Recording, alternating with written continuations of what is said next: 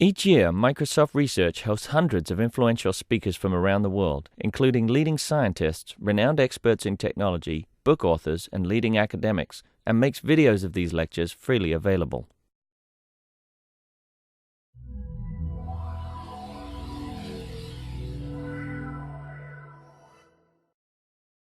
We are happy to have Anup Rao from UW, and the audience consists of all the people who either never write stock papers the non-slackers, and therefore don't understand anything you're talking about, and the people who think their proofs are finished, right? Okay, so he's going to be talking about coding for max errors in interactive communication. Okay. Thanks. Thanks for coming. So let me just jump right into it. So this talk is about dealing with errors in communication. So let me just tell you about the basic problem. So here's a kind of classic question that's been studied for a long time, and it's very useful in many different contexts today. The question is, how can you communicate in the presence of errors? So suppose you have two parties that want to communicate with each other. One of them has this n-bit string, x, that he wants to send to the second party. But the problem is he can't just transmit the string bit by bit, because some of the transmissions will have errors. Okay, so the receiver won't receive them incorrectly. Okay, so this is a problem we understand how to solve very well today. Okay, we know how to design an algorithm E, okay, an encoding algorithm E, that you can use to encode the string x, okay, in such a way that if you transmit E of x, then the receiving party can take whatever you received, which is the encoding of x plus the flips, the errors that happen along the way, and decode it. Okay, so the receiver has a decoding algorithm D that he can apply to this received string y to recover x. Okay, and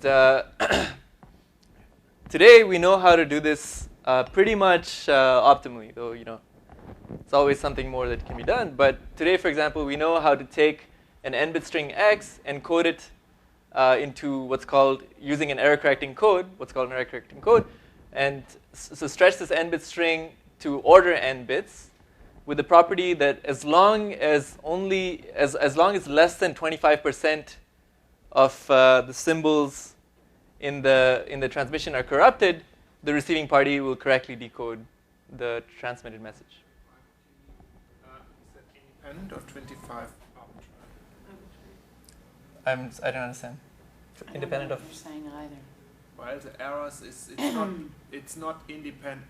There's independent noise on each. No. It's adversarial. It doesn't matter how many bits are, how the bits are corrupted. As long as the total number of corruptions is less than 25%, you can recover. Okay. If the errors are independent, the problem becomes a little easier. But we actually don't even have to solve this no matter where there's. One half, because if I the issue is I'm only allowing you to transmit bits. Okay, so if independent case, yes, you can go. In the independent case with bits, you can do more. Okay, sorry. Yeah. Right. So is the quarter complexity bound? Do we know we can't go? We know that we can't beat 1/4 if the errors are adversarial. I told you were getting people who don't some stuff. No, this is exactly the audience that I designed this talk for.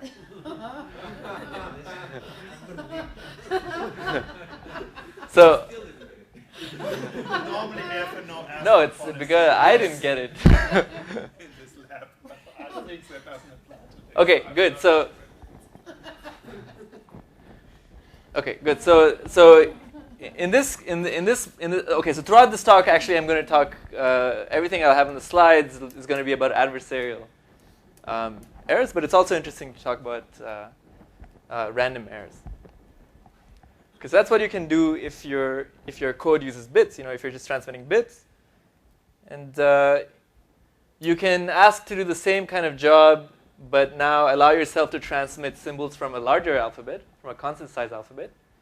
And in this case, what we know how to do, and again, this is tight, is you can recover as long as less than 50% of the transmitted symbols are corrupted. Okay? And so the reason this is tight, this one is kind of easy to see, is that think about the encoding of two valid messages x1 and x2, right? And the adversary could always arrange the errors so that the received string y is halfway in between the two of these, right? He could make the first half of the string agree with x1 and the second half agree with x2, and then the receiver has no idea, cannot possibly distinguish whether x1 was sent or x2. Okay, so you can't recover from 50% errors. And anything less than 50% you can do. All right, so in this talk, I want to focus on a more general setting. Okay, the more general setting is that the communication is not just one way, but we have two parties who are kind of having a conversation with each other. Yeah. I was wondering if you know just like the last slide.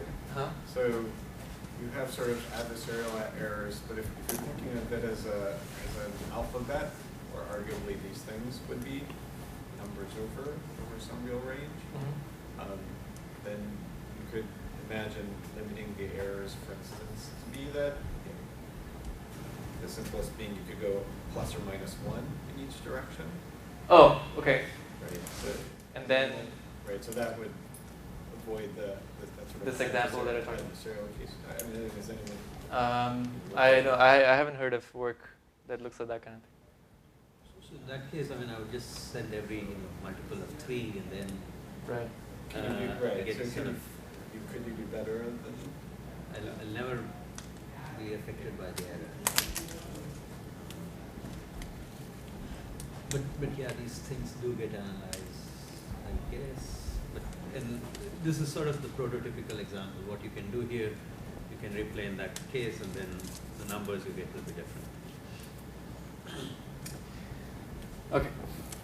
All right. So I want to talk about generalizing this in a slightly different way, and the way is that instead of just one message being transmitted from one party to the other, I want to think about, the parties have a long conversation. They're running some protocol where they talk to each other.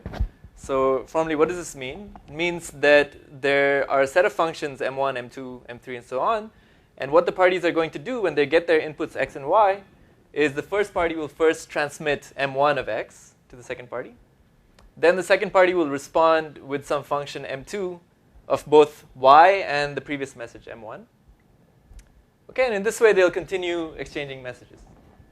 Okay, in order to achieve some goal, they want to carry out this conversation. And the question is, what can you do now? So what if there are errors in the transmissions in this world?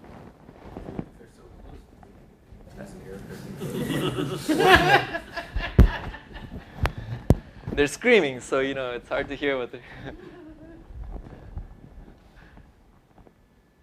Okay, that's the question I want to talk about.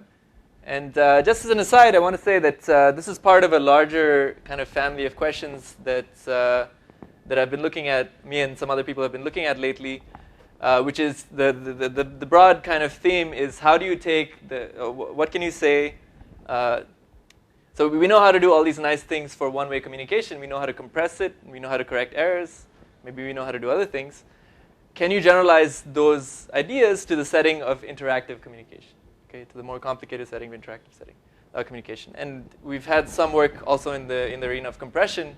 I think Mark Braverman came here and told you guys about it sometime earlier this year. So today I'm talking about correcting errors. Okay, and just to motivate why you should think about interactive communication, let me give you an example. It's just one example, but it turns out that kind of interactive communication shows up in many different computational processes, just because at its heart, computation is about carrying out some kind of communication between different parts. So for example, suppose you have a Boolean circuit. Okay, here's a circuit.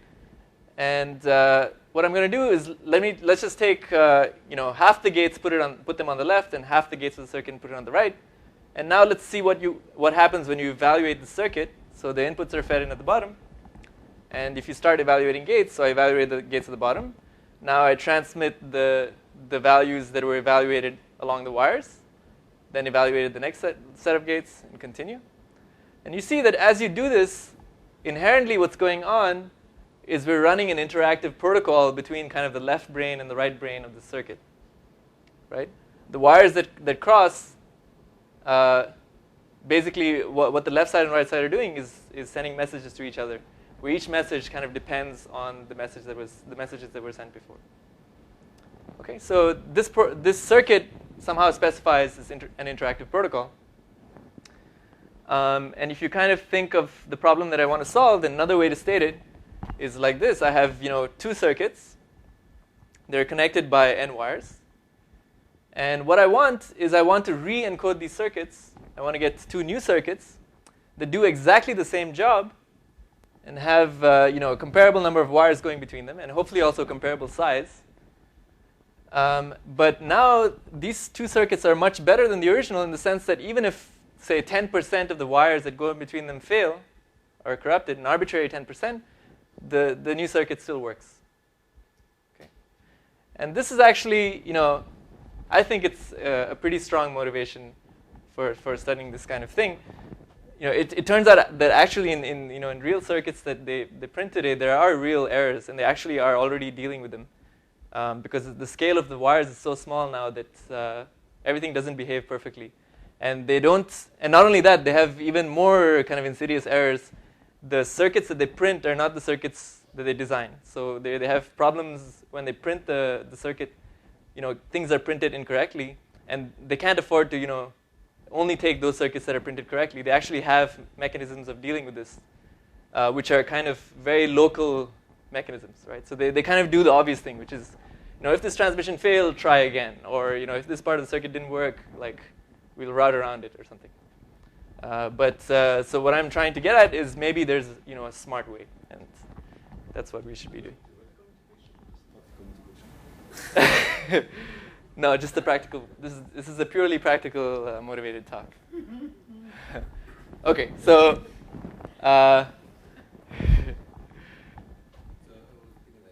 Does the right half of the brain, and the left half of the brain have error correction? Is that what you're implying?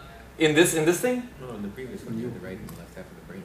Do they have error correction? I don't know. Brain. Oh, in our actual real brain? I don't know anything about brains. Some people's do, and other people's don't.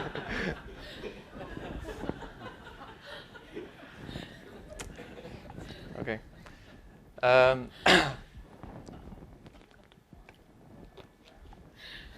All right. Okay, so okay, so what's the first thing you would? What's the first way you would try and solve this problem? We already know how to do kind of one-way messages, kind of as well as you can. So maybe the first thing you would try is try to use the solution for one way, for each round of communication in this multiple round protocol. Okay, and that will work as long as the number of rounds in the communication is not too large. Okay, but in general it doesn't. And the way to see that is, suppose you kind of do some kind of correction where you're trying to do one round of communication, and then the receiver is going to somehow decode your communication and then continue. Then all an adversary needs to do to corrupt this communication is corrupt a single round of communication, right? So if you have kind of n rounds of communication, then just by corrupting 1 over n fraction of the total communication, he can completely ruin the protocol. Okay, and this is a problem not just for. Different, but because in your example, it was 10% of the wires. It was not. Yeah, but the wires are across rounds, right? Oh, I see. So in a circuit, the wires are like some wires. Each wire is assigned to some round, so it's 10% of everything. Okay, and this is a problem. It's not, it's a problem even with random noise. So even if the noise is completely at random, it could be that every round of communication is just one wire, right? Or is just one bit. And then with high probability, some round of the communication will get corrupted. Okay, so that's the problem. So you somehow, if you want to solve this problem, you need to do something global. Okay, and it turns out something actually can be done, and this is a result of Schulman's from the early 90s. And I think it's a shocking result. At least for me, it was. Like the first time I saw it, I couldn't believe that it could be done, because to me it seemed pretty impossible. But it turns out you can solve it. So what he showed is that you can take any n-bit protocol and encode it so that you get an order n-bit protocol, with the property that as long as the fraction of errors is less than 1 over 240, then the new protocol does exactly the same thing as the original protocol. So here again, the model is essentially the adversary. Once he sees everything, he can choose what to corrupt. Like he treats the entire thing as one big message and 1 over 240. He sees everything in the sense he knows the protocol, so he knows the effect of his corruption. So he corrupts, and then the parties will receive the corrupted message and then react to it. But as long as 1 over 240 of all the characters in the entire protocol, and there's no... Were received correctly. Choose which characters and so on. But it's adaptive. It's not like the usual error coding. When you code the first message, and then you send the second message based on what we saw. And right. So the point is the parties can do some kind of correction as they go. Right? So the adversary chooses to act 1 over 240 fraction of the time. He corrupts some message, then you receive it, and you respond based on whatever corrupted message you receive, and you continue. And his total budget is 1 over 240 for corrupting message. It's not like the adversary can see the second round of messages and say, oh, I wanted to change my mind. Well, he knows what the everything is deterministic, so the adversary knows what the second round message is. He knows the effect. But it's the second round is he knows X, Y, everything. The adversary knows. He knows what the second round is if he doesn't corrupt the first one. Right. Or even if he corrupts, even if he corrupts, he knows the effect of his corruption. What he will send. Yes. He knows how the parties are behaving. There's no secrecy. No secrecy. Okay. Okay, so that's the result, and you look at it. It's a beautiful result. The only kind of blemish is 1 over 240, because that looks like a natural number, right? Why 1 over 240? But it turns out that there are kind of very good reasons why this number is not a nice number. So kind of Schulman's solution had several steps which are tight in this analysis, okay, and that lead to this number being small. And the main result of what I'm going to tell you about today is we get what we think is the right answer here.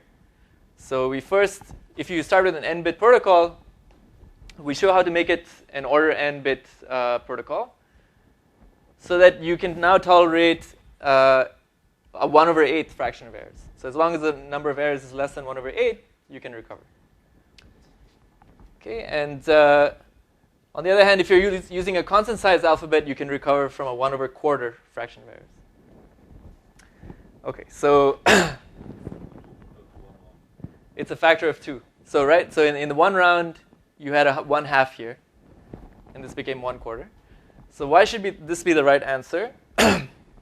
So if you think about it, so in the one-way direction, the reason it was 1/2 is the right answer is that you could confuse two valid messages, right? Now you have an interactive protocol, an arbitrary interactive protocol. So intuitively, one of the parties is speaking less than half the time, right? There are two parties. So one of them must be speaking like for n over 2 bits. And now you should be able to confuse two valid inputs for this party, the party that speaks less, right? No matter what they do, you should be able to confuse. So you should be able to completely, mess up their protocol with 1/4 errors. Okay, so that was the status of the proof, 7 hours before the stock deadline. We thought it was a proof. And then, then I started to write it down, and everything fell apart. And this intuition, I still don't know how to make it into a proof, that it's tight. And the reason is that I was sitting in a talk a few hours before this talk. Anyway, okay, so I still don't know that this is tight, but it seems like it should be tight. The issue is that it could be that the protocol somehow magically figures out as it's talking that there are a lot of errors from this other person, so we should shift, the other person should speak more. Okay, and somehow it could be adaptive in this more nefarious way. There are no what? So if it's an oblivious protocol, this argument I said works. So if it's kind of like it's decided, you lose a factor of 2. You can always make it oblivious, but then you double the communication. So you can put it's 1/16. For example, it's lower bound. Yeah, so I think I can, I think I could prove 1 over 8 for 1 over, no, I can prove 1/2 for this. So okay, so yeah, so you don't really get anything. 1/2 we know is already an upper bound even for one way. So does it become easier when the parties have some like shared randomness or something like that, like a source of randomness? Does it become easier? So right now you're giving us existential results or algorithmic? Oh, so all of these results, I should say, are existential. We don't have algorithms, and I'll show you exactly where the existence part comes in. If you have shared randomness, I don't know that it becomes easier, but I didn't spend much time thinking about it. So potentially you could send. Actually, it should become a lot easier if you have common shared randomness, because then you can kind of send a hash of everything to make sure that you're. Recent results, right? So how does it compare to? So it's in the randomized error model, right? Yes, it is. I'll discuss it. Actually, he does have some recent results, but apparently Schulman had them also already and put them up at the time of his paper. Except he didn't bother to publish them. He just put them on a website, on his website, like some notes on blah blah blah. Yeah. So.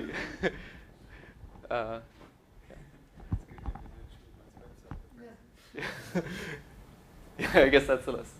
All right, so, but I'll discuss that at the end, what that result was and how they affect it. So this is the main result that I want to tell you about today. How do you encode an arbitrary interactive protocol so that you can recover when an adversary tries to mess you up?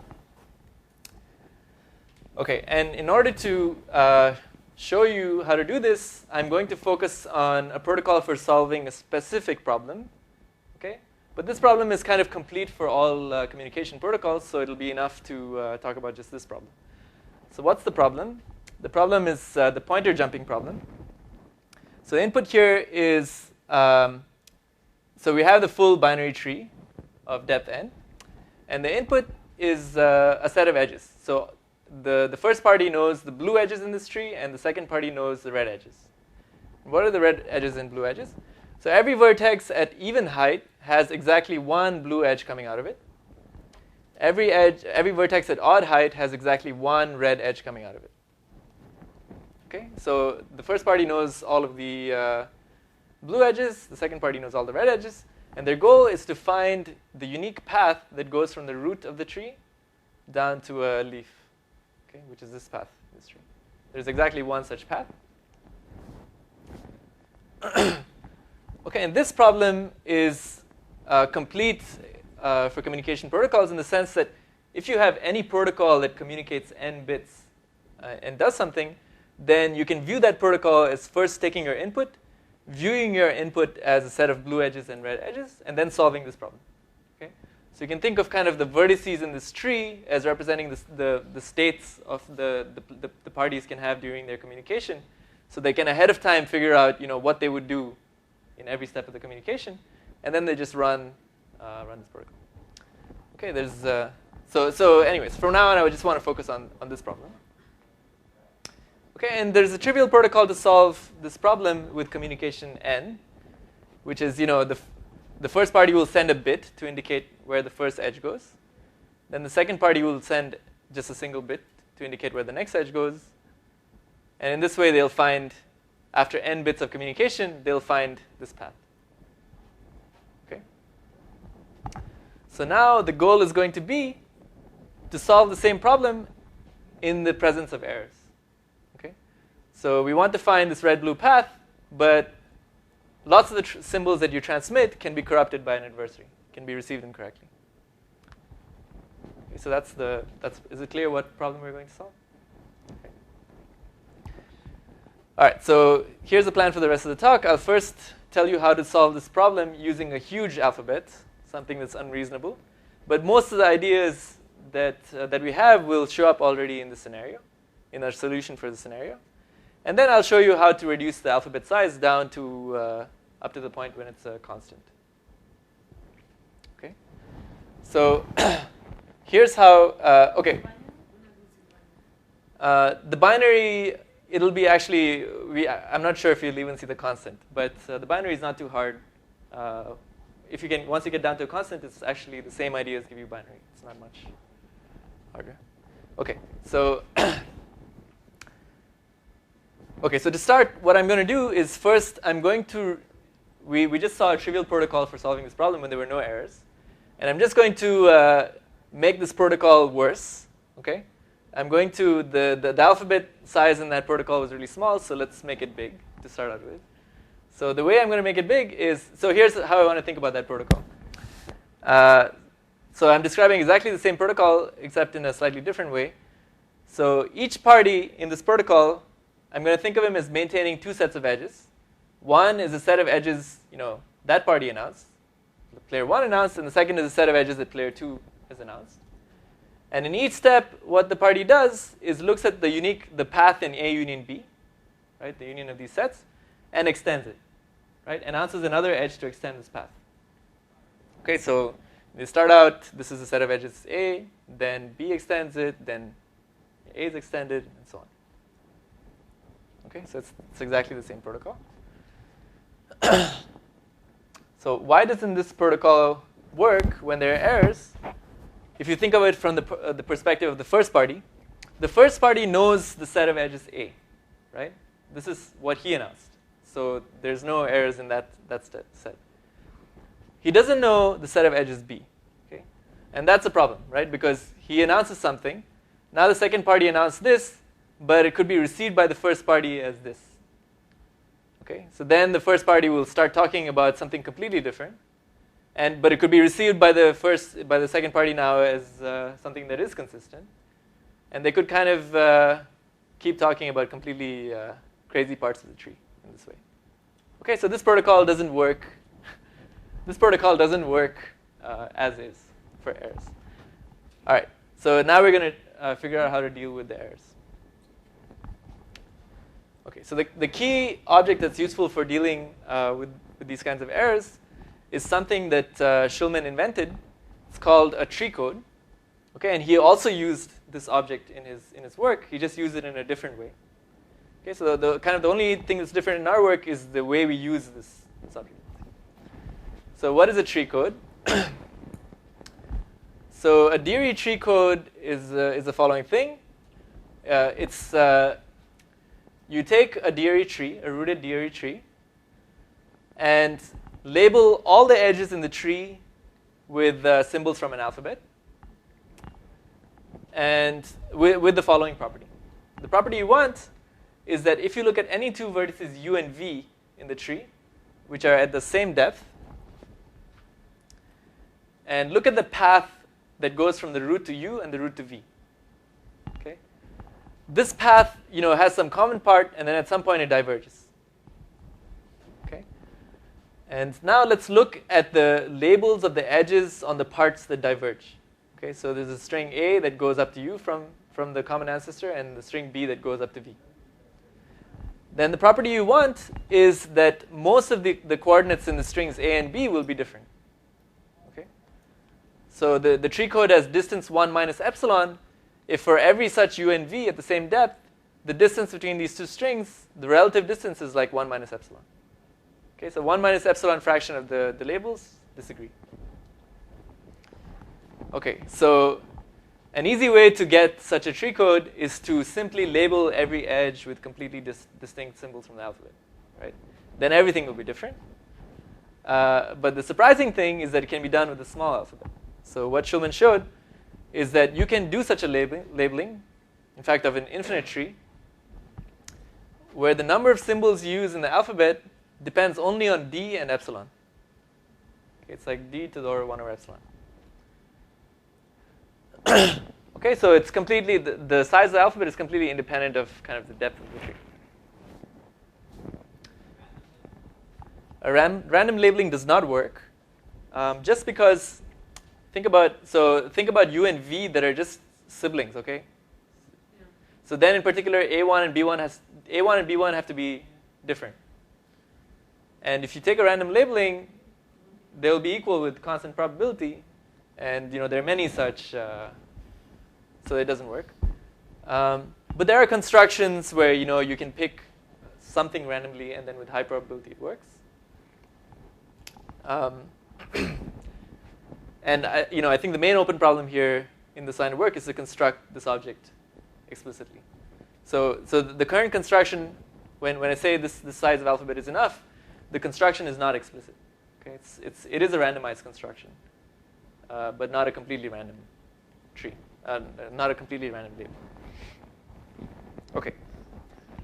So this object is actually it has some other, it's useful in this context, but it also generalizes error correcting codes in a really nice way. I actually don't have a slide for this, but maybe I'll say it in the end. So how would you use this object? So here's the property you get from this object. Suppose the message you want to send, that party 1 wants to send to party 2 is this vertex u. Okay. So what he will send is the label of the edges, the labels on the edges that lead to u. Okay. Now party 2 receives something, and if party 2 decodes, looks for the best match for whatever you received, and he decodes v instead of u, then it must be the case that the number of errors in this region is very high. Is like 1 minus epsilon over 2 fraction. Right? That's the only way the party would have picked, both v and u have exactly the same levels in the part above, right? So that doesn't change. But the reason party 2 must have picked v instead of u is that the number of errors here must have been high enough so that v looked like a better match than u. So decoding is pick the nearest u? The nearest vertex in Hamming distance. So that's what I mean by the decoding. That's it. I see. Yeah. So you look at the entire string. That string probably doesn't describe any vertex in the tree, but find the closest one in Hamming distance at that depth, and that's what you pick. Okay, so if you decoded v instead of u, there might be errors here too, but those errors contribute the same to the Hamming distance to both u and v. Okay, so what you do know is that the number of errors in this region is very high. The fraction of errors, there's a lot of concentration of errors there. Okay, so am I doing that time? Okay. Okay, and it's an exercise to show that this object also, has a normal error correcting code in it. Basically, if I want to send an n-bit string using this tree code, I can, take the walk that corresponds to that string up to n steps, and then pad, the string with zeros and take add another, n 0 steps in the walk, and send all these symbols. And then the tree code property will guarantee that for any two distinct messages, the number of errors that have to happen in the 0 region is very high to confuse them.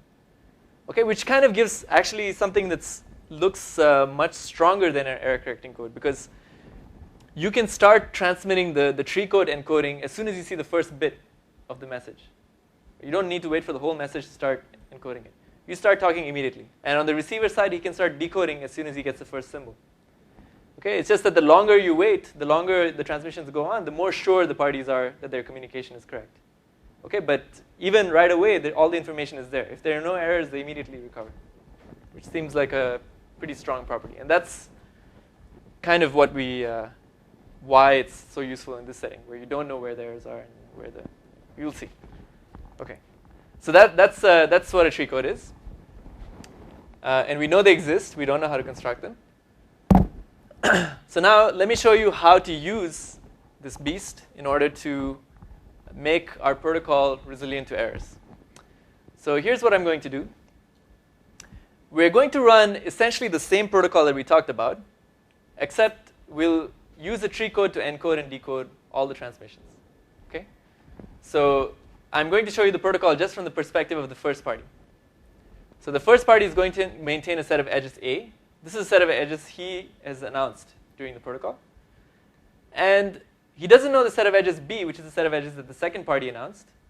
But what he'll maintain is a set of edges B prime, which is his best guess for what the set of edges B is. So that's what he'll maintain in every step. And in each step, he will announce an edge that extends the path in A union B prime, if it's possible. Okay? So that's the protocol. Now, to tell you how to encode and decode the edges they're announcing, so the tree code they'll use will be, a massive tree. Every vertex in this tree will correspond to a set of edges, or a tuple of edges. And kind of the way they'll do the announcements will be, well, I'll actually show you an example. The size of the tree, this is the D here is 2 to the n. Okay? So in each step, you can kind of announce one new edge that you can add to your set. So you can move to a set that's bigger. But let me just show you an example. So it's right. Yeah, I mean, yeah, no, we'll only need a finite tree code because we're going to stop communicating after a while. Yeah. So we'll need eventually we'll need an order n depth tree. Okay, so n is the total number of bits. We're only going to talk for n steps, after which we'll stop talking. So we just need a tree of depth order n. Okay, so let me just show you an example so it's clear what's going on. So suppose we were not using the tree code, and this is the interaction that would happen. I would send you edge number 1. You would respond with edge number 4. Then I would send you edge number 9, which is off the picture. Now, using tree codes, what's going to happen is, we look at the tree code. Every vertex here corresponds to some list of edges. The top vertex is the empty list. So I want to send you edge number 1, so I'll send you the symbol on the edge that leads to the set that corresponds to the set that contains just 1. I'll send you A. Then you want to send me 4, so you'll send me B. That goes to the vertex that corresponds to 4. And then I want to send you 9. So I look at the vertex in the next layer that has both 1 and 9. Okay, and I'll send you the edge that connects 1 to 1 and 9. I'll send you the label on that. So somehow kind of in every step, even though I'm sending you eventually this, F, A are going to be constant sized strings, even though I'm sending you only such a small string, it inherently, the tree code allows it to encode information about everything I've said in the past. So you know what the second layer said, you just care about your origin. Well, I'm telling you how to encode the transmissions, right? We do care about what the second player said in the sense that we decide which edge to announce based on what the second player said, right? We have this decoding B prime. We use this to decide which edge to announce. But once we've decided which edge to announce, we are just moving to a new vertex in the tree. Okay. It turns out that 4 was misheard and 9 should not have been the right thing, and you sort of realize this in a step, you will still be sending 1, 9, and something right, else. Exactly. So, right, that's a good point. So even if I realize that my previous transmission should have been sent, it doesn't matter. I'll re-encode everything that I've said so far and send it. Okay. In fact, I'm not going to, if I'm trying to run this protocol, I'm not even going to care about which steps were mistakes or not. Okay, I'll just blindly run the protocol as I talked about, and then I'll look at whatever final state I reached, and that state is, I'm going to guarantee that it works. And the out degree is the number of edges in the tree. Right now, the out degree is the number of edges in the tree. Okay, and this means that each of these symbols, the alphabet size is related to the out degree. So it's a huge symbol. But eventually, we'll make the out degree a constant. Okay. Eventually, the out degree will be 5. Okay, so that's the protocol. And just so we understand, let's look at an example. Also, this is the part of the talk where I show off my animation skills. Applause is appreciated. So you no, before the not before the animation. I'll tell you when. Okay. So we start the protocol. Nobody said anything, so I'm pretty sure that the other party's set is here. And then I announce one edge, so I move my set here. And then the second party transmits something, which I receive as something and decode it to say this set, which turns out to be the empty set. Okay. So that's the set of edges. Now at this point, I'm the blue party. There's no way to extend the path that I know about, so I don't say anything, but I still transmit something in the tree code. Right? So I still move to the vertex that corresponds to the same set as I have right now. Okay, so I'm still sending some tree code symbol. And then the second party will say something which will change my decoding to this set. Okay, so now I have this crazy edge here, but it doesn't matter. I ignore it. Now I have a way of extending the path. So I'll announce this edge. Now the second party sends me something else, which could, again, radically change the set of edges to something else. And then I can extend this path, so I continue it and move in this way. So kind of, in every step, the set of edges A is very well behaved. That's my set of edges, right? I know exactly what I said. But the second party's set of edges can kind of shift all over the place. Okay, but no matter where it shifts, there's always some path that stops somewhere, and I will try to extend this path. Okay, so now here I don't know how to extend it. Now I do know how to extend it. Now I'm going to shift to extending a different path. Okay. So Yes. are you ready? Yes, now please applaud. Thank you. The sets B prime, when you said you're changing them radically, so whatever vertex you decode the current sequence of communications from from player 2, you decode it to the nearest summing distance vertex in the tree code, and that gives you a set, and that's the set. So if previously you had sort of marked out a whole bunch of edges over here, they all go away and you just put in the new set. Yeah. Right. I just forget what I thought before. I reevaluate everything. Okay, so, and every time when I'm doing the decoding, I look at all the transmissions I got from the second party, from the start, and match this to the best vertex. Okay? All right. So that's the protocol. And, sorry. Maybe I should say a little bit why I'm showing it to you again. You don't have to clap a second time. So it's kind of very different from Schulman's protocol in the sense what Schulman tried to do, and it's another kind of very natural thing to try and do, is he tried to, he thought, okay, in the original, when there's no errors, we both have a finger on the tree, and we take a walk together, and we never diverge. Now, if there are errors, our fingers can kind of separate, right? You can think you're here, and I can think I'm here. So he tried to use the tree code to say, in this case, let's try and backtrack. So if we realize we're far away, we'll take a backward step until we realign, and then we'll continue. That was the intuition for his protocol. So it produced a much more local kind of protocol. You always had like a path that you both agree on at some point, and if you don't disagree, you show that soon enough you backtrack and come back to an agreement point. Continue. And your estimates roughly of the B prime are changing by 1 edge at a time or something. And the estimates of, so the B prime there was a path, and it was not changing by much. You could argue that it wasn't. You could argue that kind of the distance between the A and the B prime wouldn't change. A and B, the real A and B, wouldn't change by a lot if there weren't too many errors. Okay, so it was more local kind of protocol. Okay, and what's going on here, as you saw in the picture, is that you could be like shifting your attention, from one side to the other side, kind of very violently. Okay, so how do we do the analysis? It's actually pretty simple. So there are 4 kind of sets that we're interested in, right? There's sets of edges A and B, which are the real set of edges that were announced by the parties. And then there's A prime and B prime, which are the decodings of these sets. So let's define the number T of K, which is the time at which the first K edges are on, the first K edges of this red-blue path, the one we want to find, are in A union B. Sorry, A and B are the one that we sent or the one that were received? Were sent.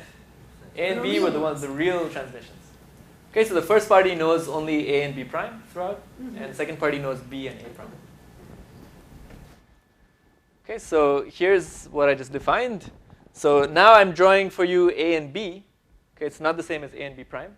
So this is something that's not known to either of the parties. So as they run, at some point, you see, so at this point, A contains this set of edges, so kind of T1 has happened. right? So at this point, somehow the second edge has been announced. So this is T2. Okay? And that's how I count these numbers. So at this point, both the third and the fourth edges have been announced.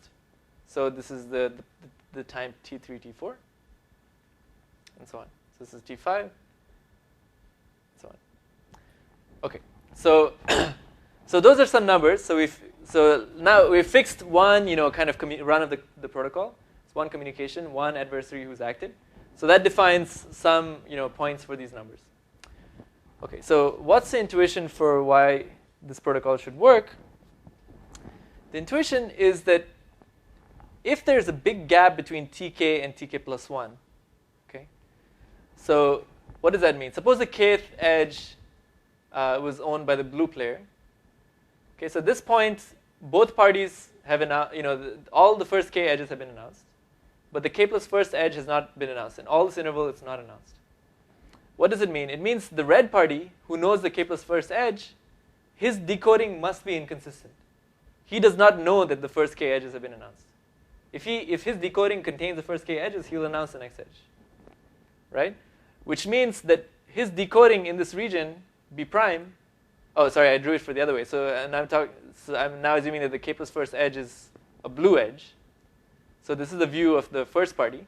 His decoding B prime must diverge from B at a point before tk. Okay, because if it was after, he knows all, the blue party here knows all the edges that he has really announced. The only thing he doesn't know is B, right? So if these two, converged to a point after tk, then he would know all the first k edges and he would announce the next edge. So you're saying that at each level after that point, right. Two of them must have had different sets B prime and hence different nodes. Right.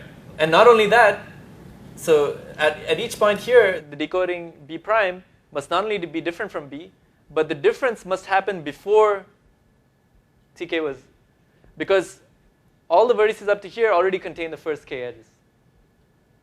All the sets in the, if they agreed up to this point, then even though they were different, they would both contain the first k edges. So there must be not only bad decoding, but it must disagree up to a point before the first k edges were announced. And that means that there must be lots of errors in this region. Okay, that was the property of the tree code that we had. That this region must have a lot of errors. So if you do consider the round like up to this point, the last round where the k plus first edge is not announced, then that region almost covers this whole region. So you get like a very high error rate in this interval. Okay.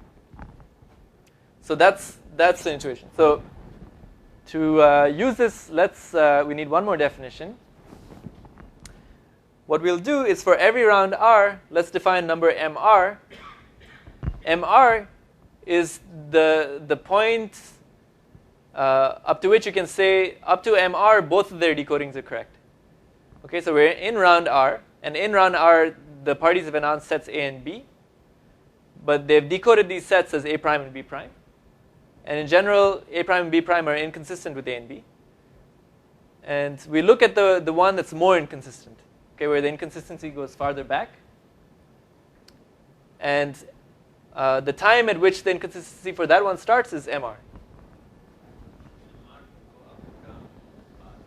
So yeah, as you go, it's not monotone or anything. So for R plus 1, it could be that MR suddenly jumps all the way down or even goes farther back. Okay, so the main point, what I just argued, what I just argued to you is I told you that this region R to MR must have high errors. Okay, and we're going to use that fact to argue, to prove this theorem, which actually, so the theorem is very simple to state, but what it actually means is that the protocol works correctly. So let me explain what the theorem is saying. So it's saying that if the error rate is small, is less than 1/4, then if you look at the quantity m of n over epsilon, this is larger than t of n. Okay, what does this mean? it means that, so this means that it should, what it implies is that if you run the protocol for n over epsilon steps, the protocol will succeed. In the sense that if you run it for n over epsilon steps, and you look at where the parties are consistent to in the final round, they will be consistent to a point that includes all of the n edges on the path in the tree. Okay, so they may not agree completely on what was announced, but they will agree about where the path goes in the original tree. Okay, so they will have found the right leaf in the original tree. Feature that you find the leaf, but you may not agree on other things. Yes. Yeah. Yeah. So you may not be able to reconstruct exactly what was said, but you'll find the target.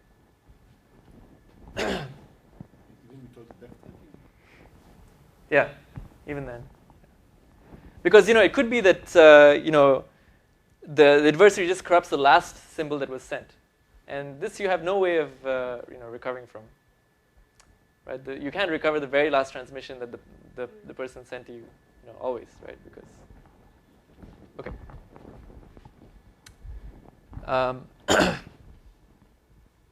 Okay, so that's the theorem I'll prove. So I'll prove that in the final round, after n over epsilon steps, that we are consistent up to a point where that includes all of the n edges on the path.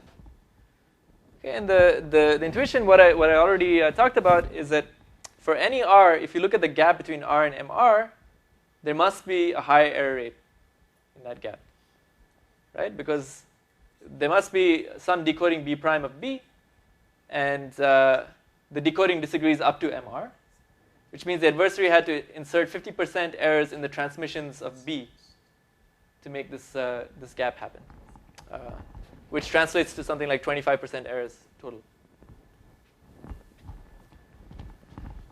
Okay, so that's the first lemma that I wrote here, that between every r and mr there's like 25% errors. And the second lemma is something that I already explained, which is that if you're at a run that's before the first k edges have been announced, then mr, we must be inconsistent up to a point that's before the first k minus 1 edges have been announced. Right? Otherwise, we would announce the first k edges. Okay, so this is actually just explaining exactly what I said. So if r and mr are kind of like this can't happen, because this means that we both agree on the first k minus 1 edges. So one of us would announce the kth edge here. Okay. So this means that, so we were trying to prove that m of the final round is at least t of n. If it's not the case, then look at the final round. Then it must be the case that we're inconsistent up to a point that's before tn minus 1. So m of the final round is this. Okay, so we get 25% error rate there. And now we apply m again. So you apply m again to this round. We have to be inconsistent up to a point that's before tn minus 2. And we continue. Okay, so if you kind of look at the communication backwards from the end, we get these intervals where the error rate is 25%. Okay, and there are kind of these gaps in the intervals that I didn't talk about because it's confusing, but you have to skip like one round every time you do this analysis. But the total amount of skip in this picture is only something like n, because after n steps you go before t1. Right? So every time you skip a t value. And that's it. So the total number of errors we found here is almost 25%. Okay, if the number of rounds is large enough. Are you doing that in this picture? So the red and blue. They're implicitly every time you jump. So in this first, it depends on where you start. So if I jump over tk, then I'm finding errors for the kth player. Actually, technically, it's not true. I'm finding errors for the player who have more errors.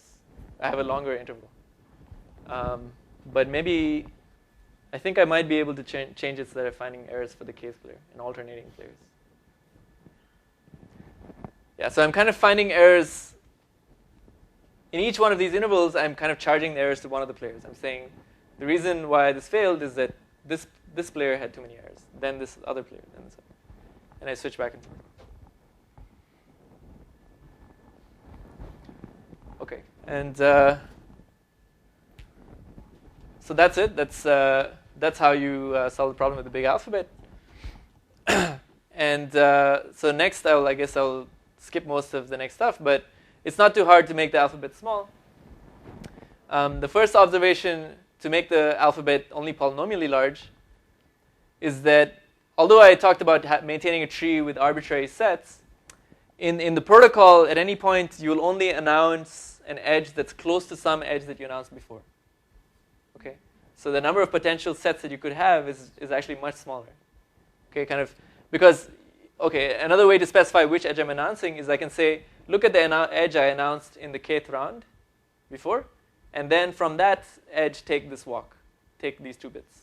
If you didn't get the edges in the kth round, why should I get anything correct now? It doesn't matter, right? I mean, the correctness part is taken care of in the analysis. No, even if it's correct. I mean, I made a mistake in the beginning, so I have a wrong edge. Now you give me an edge that's close to my wrong edge. So No. I say, look at the edge I announced in the kth round, and from my edge, take 2 steps. He's just pruning his D, the 2 to the n size tree, so that all the things which are sort of unrelated, so you have a set A, and there are all these edges coming out, but he's saying, well, if I was at this set A, then only these things need to be edges, some n edges need to be around, so he throws away every other. Okay, so you're only, but this should not compress it to n.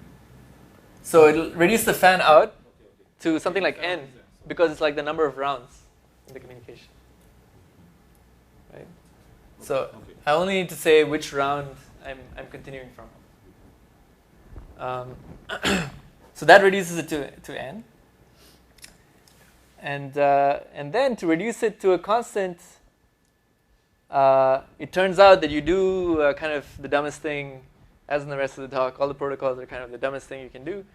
You just take this number that you want to transmit, this n, like look at the kth number, and write it in binary, and send it. Okay.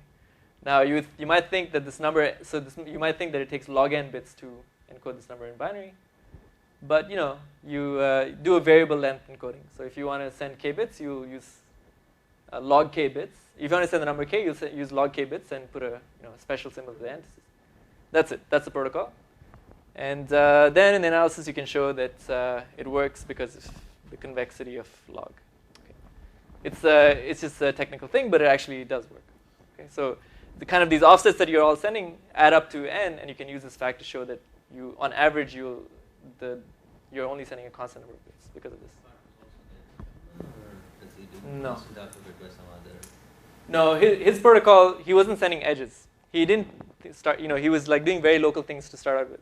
He was like sending things like go forward, go back, go forward, go back. So it was already, yeah. You do have explicit records for that, right? Or it's just for this? No, we don't. You don't have other alphabet of size n? No. We have alphabet size n tree codes where the degree is 2. So I mean the alphabet size is big even though it should be small.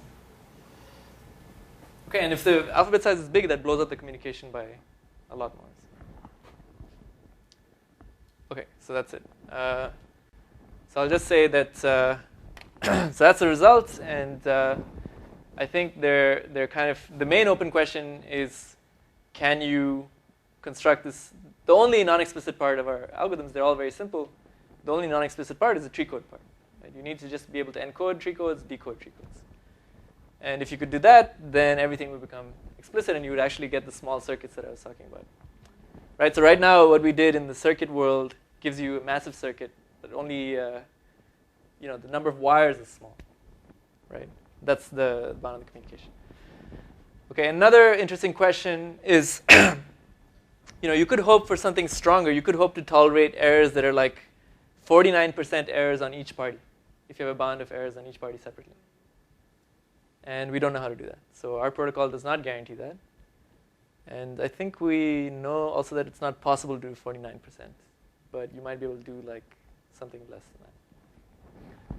than that. Something like 33%, I think, is our guess. Okay. Thanks.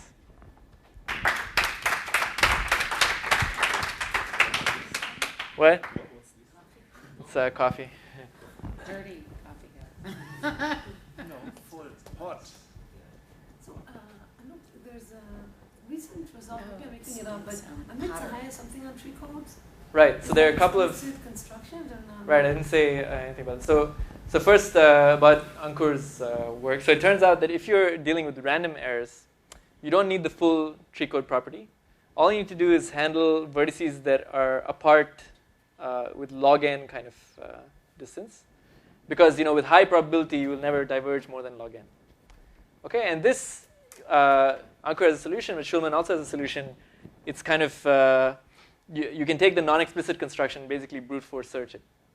Because you're only checking constraints which are like log n long.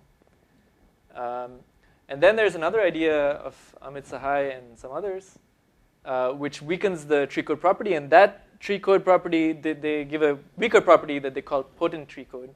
But it's actually a weaker property, which again, the property is that if you look at any two u and v, you don't have this distance for every such u and v, but kind of for most uv along this path. then it's explicit? And no, that's not explicit either. Oh. But if you do get an explicit one of those, that would also solve this problem. So what's the result? That they do a tree code, but they get it's weaker, but with the same. Yeah. Weaker. So they, they claim high probability construction. Is this also high probability? So I actually haven't seen their paper. I only heard about it. So. And Schulman or any other constructions of precodes that were actually. So there are high probability constructions, but high in the sense that if the alphabet size is k, the probability is like 1 over k. The probability of failure is 1 over k. Okay, so it's a constant that depends on the alphabet. So I don't know if they get something much more high probability. I think they claim something like that. So what is this random algorithm? The random algorithm, the random thing. So you take a finite field, you pick a vector in that field of length n, and the labels are obtained by convolving. So every vertex in the tree code, you think of it as a binary vector. In the tree, you think of it as a binary vector. And you get the label for the edge by taking the convolution of this one vector you picked with the corresponding binary vector. And it turns out that this construction works. And if you pick this global finite field vector at random, then with high probability, it will give you a tree code.